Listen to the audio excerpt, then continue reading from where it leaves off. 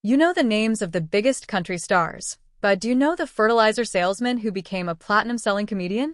This is the unbelievable story of Jerry Clower, the man who turned a tape of Southern stories into a permanent spot at the Grand Ole Opry.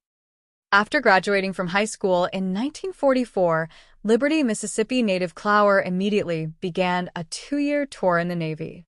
He was honorably discharged in 1946 as a radioman third class. His service was recognized with several decorations, including the World War II Victory Medal, the American Campaign Medal, and the Asiatic Pacific Campaign Medal, along with 2 Bronze Service Stars. Following his military service, Clower attended Mississippi State University, where he pursued a degree in agriculture while also playing college football and joining the Phi Kappa Tau fraternity. Upon completing his studies in 1951, Clower began working as a county agent, a role he later left to become a seed salesman.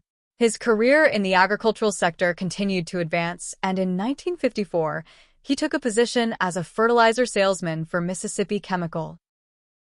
Clower's knack for funny stories had already become a successful sales tool by 1954. His speaking engagements were recorded on tape, and those recordings found their way to Edwin Big Ed Wilkes and Bud Andrews in Lubbock, Texas. Recognizing his talent, the pair arranged for Clower to create a high-quality professional recording and took on the task of promoting it. This venture launched his recording career, eventually earning him a platinum record from MCA Records for his album, The Coon Hunt, which surpassed $1 million in retail sales. Initially, Clower handled his own distribution, selling 8,000 copies of the recording on the Lemon record label directly to audiences at his speaking engagements. The turning point came when Wilkes sent a copy to Grant Turner, a prominent figure at WSM Radio in Nashville. When Turner broadcast the recording, Clower recalled, "That thing busted loose," sparking immediate interest. MCA Records quickly reached out to offer him a contract. After MCA took over distribution in 1971, the album, Jerry Clower from Yazoo City, Mississippi Talkin', generated more than $1 million in retail sales in just 10 months and held a position in the top 20 on the country charts for 30 weeks. Clower's first opportunity for an on-stage performance arose in the early 1970s. Marshall Rowland, a radio station owner and concert promoter, WQIK, Jacksonville, WDN, Macon, WQIK, Tampa, had received an early Clower recording, The Coon Huntin' Story, which was highly popular with his Jacksonville listeners. Rowland reached out to Clower, offering him an airline ticket and a small fee to be an opening act for an upcoming tour featuring Charley Pride. However, when Clower arrived backstage for the Saturday night show at the Jacksonville Coliseum, the plan was immediately halted. Pride's manager, Jack Johnson, refused to allow Clower to perform because he was a non-union performer.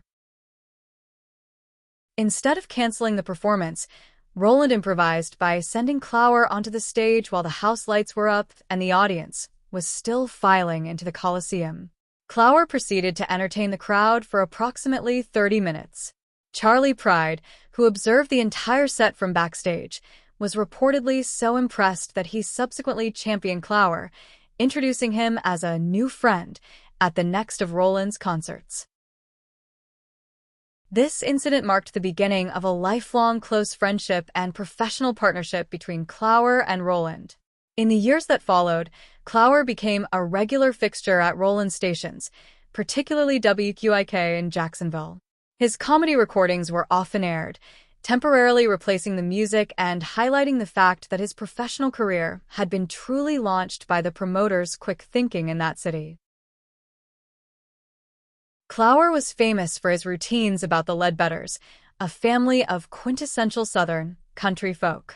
Over his 27-year career as a professional entertainer, Clower produced 27 full-length recordings, excluding best-of albums. The majority of these were released by MCA. The single exception was Ain't God Good, which he recorded at a worship service in 1977 with MCA's permission.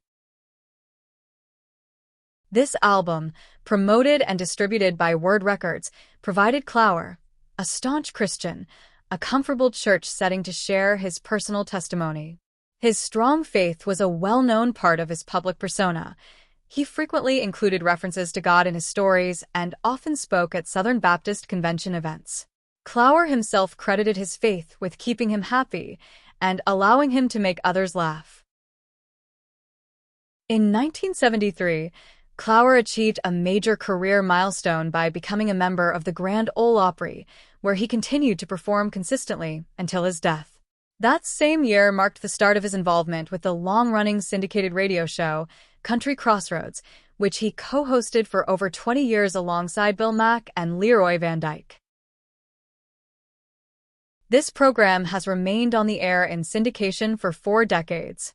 Reflecting its popularity, a television version of the program was also produced, beginning in 1993. Both the radio and television versions of the show were produced and distributed by the Southern Baptist Convention. Clower also became involved in television, filming segments for Nashville on the Road, where he delivered comedic routines and interviewed other country music artists. He co-hosted the series with Jim Ed Brown during its debut season, 1975 to 1976, and they were joined by Helen Cornelius in 1976. This hosting role continued until 1981, though the show ran until 1983 with a new host, Jim Stafford. Beyond performing, Clower was also a published author of 4 books. His title, Ain't God Good?, even became the foundation for an award-winning inspirational documentary film of the same name. His other 3 works include Let the Hammer Down, 1978, Life Ever After, 1987, and Stories from Home, 1993. Although he passed away in August 1998, his final album, Peaches and Possums, was released posthumously later that year in October. Clower passed away in August 1998 at the age of 71, following complications from heart bypass surgery. He was interred at East Fork Cemetery in his native Mississippi. Clower was survived by his wife, Homerline Clower, to whom he had been married since August 1947. They had 4 children, a son, Ray, and 3 daughters. Like and comment where you're watching from. And subscribe to see more videos on celebrities we've lost too soon.